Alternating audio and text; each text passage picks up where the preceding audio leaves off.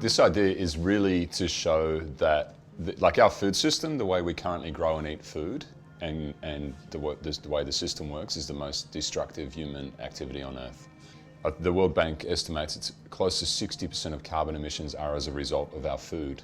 And I just don't see that that needs to be like that. And so this is an example of an alternative system that produces food utilizing the waste that we already generate.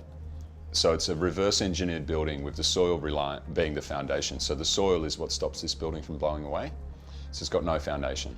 And it's a steel skeleton that's designed to nest. So this whole building actually nests within each module, so it's one truck. And that allows you to build a 125 square meter footprint, because you're able to utilize the different spaces, different levels. The entrance is probably the most critical space. It's not an insulated space, so you walk in, it's like a garage really. It's where the batteries are housed, it's where the inverters and the electrical system is. It's also where the biodigester is. You walk in, the first thing you see is the mushroom, which directly behind it is the heat pump. So every hot water service on Earth produces condensate. It's about 20 to 30 litres a week for a family. We're using that condensate to keep the perfect humidity to grow mushrooms. And then it's also, the shower backs onto that. So the shower head is about 50 centimetres away from the heat pump. So when you turn the hot tap on, it's hot almost instantaneously and about 3 metres away from this tap. So I've really designed it so that that is really central to the house. And it's in that same space. The biodigester sits also in this space. For me, the most important thing that that bladder does is it transforms that waste into cow manure, which plants love.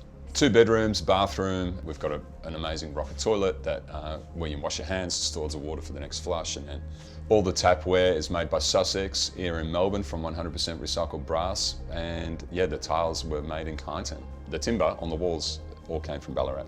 This is my mum's house, and my mum lives in the kitchen, and I've grown up with a mother that walks into the garden and then decides what's for dinner. She'll grab a basket full of whatever it is and then starts cooking. And I feel that this house is perfect for her because she can actually see the garden from the kitchen. This space is very small. It's only 36 square metres, but it doesn't feel small because of the way that I've designed that. You've got the morning light coming through, you've got the afternoon light coming through, and then you've got that window open to the balcony, which is the rooftop of the bedrooms. On the very top roof is what's called a wicking bed. A wicking bed is basically a trench with a plastic lining and then filled with logs and hessian. But they're so brilliant because you don't lose any nutrients and you don't need water. The wicking beds that I've got can hold up to 100 litres of water, so in summer you only have to water once a month. And in winter you never have to water. The Miele story for me goes back to when I was a kid. My uncle had a business in Holland selling and repairing secondhand Miele equipment. So we grew up with Miele equipment.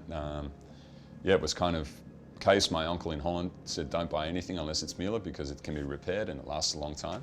When we're dumping energy or when our batteries are full, that's when the dishwasher goes on. That has a potential to be a massive game changer from an energy consumption point of view. You times that by 25 million people, and suddenly you're using abundant power to do these things that were using a lot of energy even as little as 5 years ago. Yeah, the tracking range hood and induction cooktop are brilliant because you can add a few pans and it automatically tracks where the pans are. The steam oven is brilliant for so many things because you don't lose any of the nutrients. Great, we've got like the freshest possible food already, so we don't want to compromise that. We've got a dryer and a washing machine. The amount of recycled materials that go into a washing machine and the consideration into even the electricals and that sort of thing that can be pulled apart and repaired. I love that attention to detail. This project's about proving that our urban areas can be where our food comes from. So we're trying to get people excited about an urban cuisine using foods that are grown here. We're only scratching the surface of what I think urban cuisine could be the most exciting cuisine in the world. I don't think that the true result of this project is going to be seen for another 5 years.